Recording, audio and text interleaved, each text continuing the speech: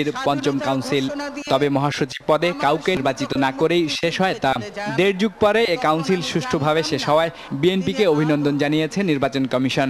আর এর মাধ্যমে গণপ্রতিনিধিত্ব আদেশ অনুযায়ী বিএনপি রাজনৈতিক দল হিসেবে নিবন্ধিত হবে বলে মনে করছেন নির্বাচন কমিশনার সোহেল হোসাইন।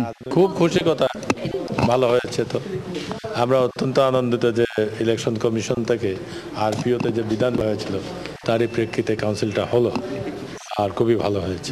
বিএনপির কাউন্সিলে বেগম খালেদা জিয়া অভিযোগ করেন, সেনাবাহিনীর একটি স্বার্থান্বেষী চক্র, তত্ত্বাবধায়ক সরকার এবং নির্বাচন কমিশন ষড়যন্ত্র করে বিএনপিকে ক্ষমতায় যেতে দেয়নি।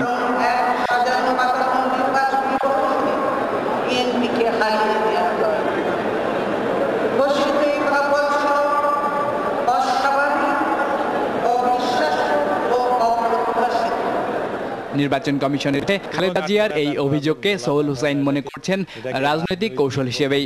জনতা যা বলার বলবে, তবে রাজনীতিতে স্ট্র্যাটেজি পয়েন্ট বলে একটা কথা থাকে। স্ট্র্যাটেজি পয়েন্ট অফ ভিউ থেকে অনেকে অনেক কিছুই বলে থাকেন, এগুলো নিয়ে আমাদের কোনো মন্তব্য নেই। কোনো কাঠগড়ায় দাঁড় করানো বলা না হয় না, এটাকে রাজনৈতিক বললাম তো, স্ট্র্যাটেজিক পয়েন্ট অফ ভিউ থেকে অনেক কথা বলতে হয়। আমাদের কোনো মন্তব্য নেই এ নিয়ে। এদিকে গণপ্রতিনিধিত্ব আদেশের বেশ কিছু ধারা সংশোধনের জন্য রাজনৈতিক দলগুলোর সঙ্গে সংলাপে বসবে কমিশন। তবে কবে নাগাদ সংলাপ অনুষ্ঠিত হবে এখনও তার দিনক্ষণ নির্ধারিত হয়নি। বাহিজুদ আহমেদ, RTV, ঢাকা।